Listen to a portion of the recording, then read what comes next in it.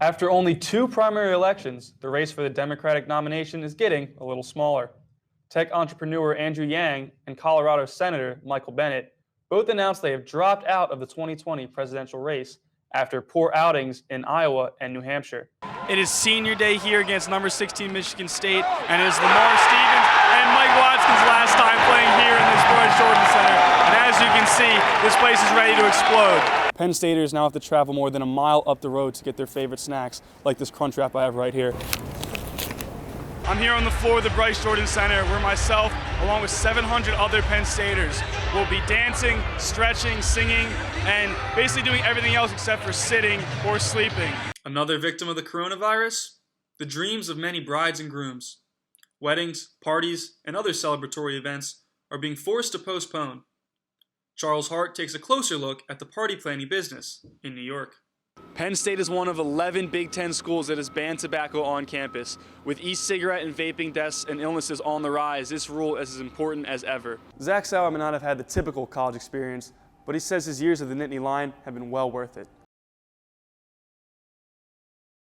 It's not every day an entire community unites around a cause. Sometimes it takes a tragic loss to bring people together. People came, people are definitely hurt by this monstrosity and abomination of the Lord, but who knows? Penn State students gather this week to mourn the loss of a Taco Bell. The downtown location unexpectedly closed, and students decided to pay their respects to the fast food chain many called home. That Taco Bell is not gone, it is not forgotten, but it lives here in our sauce bag. Rajesh Patel made memories at this Taco Bell. Patel created a Facebook event for a vigil shortly after the restaurant closed, but he was not expecting this type of turnout. At first, I thought this was going to be a meme and a joke, but it turned out to be an actual event, which is insane. A crowd arrived at the vigil with Taco Bell sauces, signs, and memories. As people are munching down on those crunch wraps, and I'm venting my feelings to them, I've always, felt that was a place of home. Penn Staters now have to travel more than a mile up the road to get their favorite snacks, like this crunch wrap I have right here. While there are other options, Patel says for your late-night taco cravings, this won't be easily replaced. I don't think there's anything immediately replaceable in terms of downtown fast food, but maybe in the near future. In State College, I'm Noah Chast for the Center County Report. Thousands of Penn State students come together each year for Thon, and even more donate, tune in to watch live, or volunteer. Yet only a select few, about 700, are actually dancing for all 46 hours of the marathon. This year, I was one of them. The dancer experience is unique and not an easy road. I'm here on the floor of the Bryce Jordan Center where myself, along with 700 other Penn Staters, will be dancing, stretching, singing, and basically doing everything else except for sitting or sleeping. The goal of each dancer is no standing and no sitting for 46 straight hours.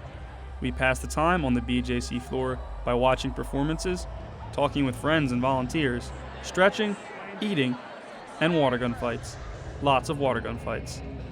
As the hours drag on, us dancers try to distract ourselves, whether that's attempting to learn the line dance or just having a catch. Concerts with popular artists are another great way to pass the time.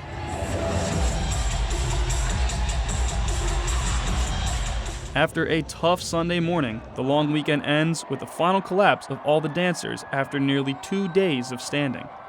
Then it's right back on their feet for the final reveal, like this year's $11.6 million. And on their feet to celebrate the achievements of their year-long effort. For me, it's a once-in-a-lifetime experience I'll never forget. From the dance floor, I'm Noah Chast for the Center County Report. Coming up next, people across the country are adjusting to the new normal.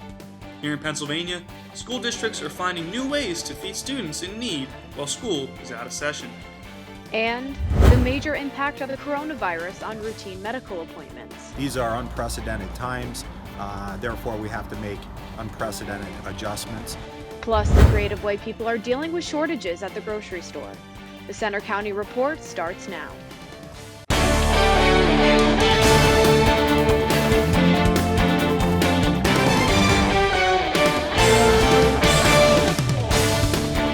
special edition of the Center County Report. Good afternoon, I'm Noah Chast. And I'm Jamie Burton. Our news team is working remotely while our studio is closed.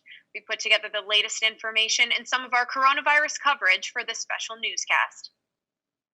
With K-12 schools across PA closed for the remainder of the academic year, many districts are still offering free breakfast and lunch to students in need. Reporter Hunter Kelly rode alongside a principal and police officer as they delivered meals to families in Bucks County. 2 Penn State professors released a detailed report on the lack of African American representation among university professors and faculty. Biobehavioral health professor Gary King and African American studies professor Daryl Thomas have found that despite university reports, Penn State has seen a nearly 2% decrease in African American professors university-wide. The report, titled More Rivers to Cross, also found that African American professors are tasked with a larger responsibility to mentor students of color, while receiving harsher feedback from the student body as a whole. King feels Penn State, along with other predominantly white universities, still has a lot of work to be done.